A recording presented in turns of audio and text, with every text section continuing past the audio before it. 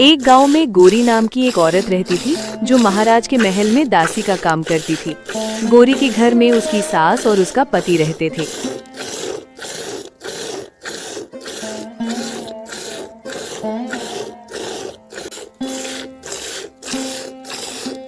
अरे बहू, इतनी देर लगा दी गाय का दूध निकालने में, क्या हाथ टूट रहा है तेरा? जी माँ, बस मैं आती हूँ, थोड़ा ही काम रहता है। थोड़े थोड़े काम के चक्कर में सुबह से भूखी बैठी हूँ, नाश्ता तक किसी ने नहीं दिया मुझे। हाय रे मेरी फूटी किस्मत, 21 गमवार को घर में ले आई। अरे ओ हरिया, कहाँ मर गया है तू? क्या हो रहा है माँ, क्यों चिल्ला रही हो? ए गौरी, ये मैं क्या सुन रहा हूँ? अब तक माँ को नाश्ता नहीं दिया, और मेरा नाश्ता कहाँ गया है? अरे जी, अभी थोड़ी देर पहले ही सारा काम खत्म किया है, इसीलिए थोड़ी देर हो गई। अब नाश्ता बनाने ही जा रही हूँ, फिर महल के लिए भी निकलना है। अरे ओ घोरी, किसको दिखा रही है ये महल के ठाठ? रानी तो है नहीं तू, बस दासी है दासी, समझी? और सुन ले, माँ को नाश्ता दिए बिना अगर कहीं गई तो बुरा होगा। नहीं नहीं जी, मैं अभी नाश्ता बना देती हूँ। माँ को नाश्ता दिए बगैर तो मैं कभी भी नहीं गई। क्यों माँ, कभी ऐसा हुआ है क्या कि मैंने आपको नाश्ता दिए बगैर घर से निकलने दिया हो? अच्छा, प्रवचन नहीं, तुमसे नाश्ता मांगा था। बढ़िया ही प्रवचन देने वाली। चलो माँ, अंदर चलते हैं। गोरी की जिंदगी ऐसी ही थी। सारे घर का काम करने के बाद गोरी महल की ओर निकलती थी। गोरी को कोई संतान नहीं थी, जिसके ताने उसे हर रोज ही मिलते थे।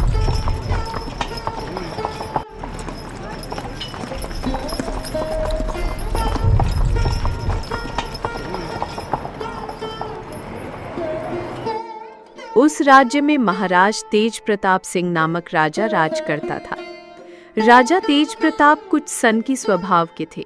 वे बहुत गुस्सैल और जालिम माने जाते थे। एक दिन राजा भ्रमण करते करते जंगल में चले गए। राजा जब जंगल में घूम रहे थे, तभी एक सन्यासी की नजर उन पर पड़ी। राजा को देखते ही सन्यासी बोले, अरे, ये तो महाराज तेज प्रताप सिंह हैं। लगता है इधर ही आ रहे हैं।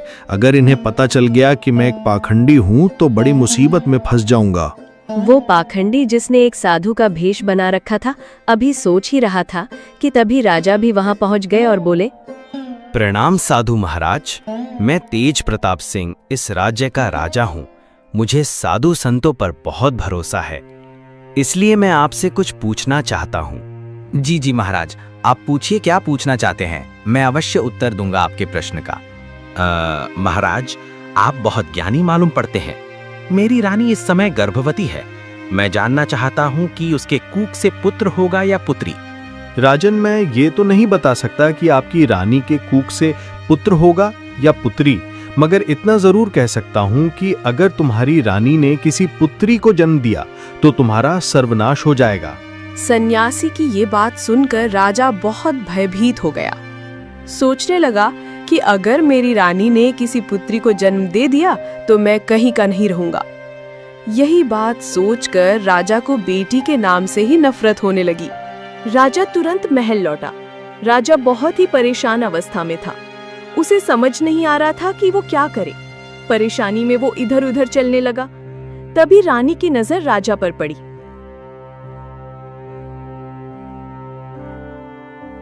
महाराज, क्या बात है? आप बहुत चिंतित मालूम होते हैं। कैसी परेशानी है? मैंने आज तक आपको इतना परेशान कभी नहीं देखा। परेशानी आप है रानी, आप ही मेरी परेशानी का कारण है। मैं कैसे महाराज? मुझे कुछ समझ नहीं आ रहा। और सुन लीजिए जरा ध्यान से रानी, अगर आपने एक बेटी को जन्म दिया तो उसे तो मैं मरवा ही डालूंगा, मगर आपको भी जिंदा नहीं छोड़ूंगा।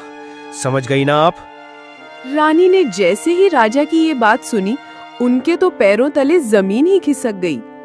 रानी दिन रात इसी बात के बारे में सोचती रहती और यही प्रार्थना करती कि उनके यहाँ बेटी ना हो।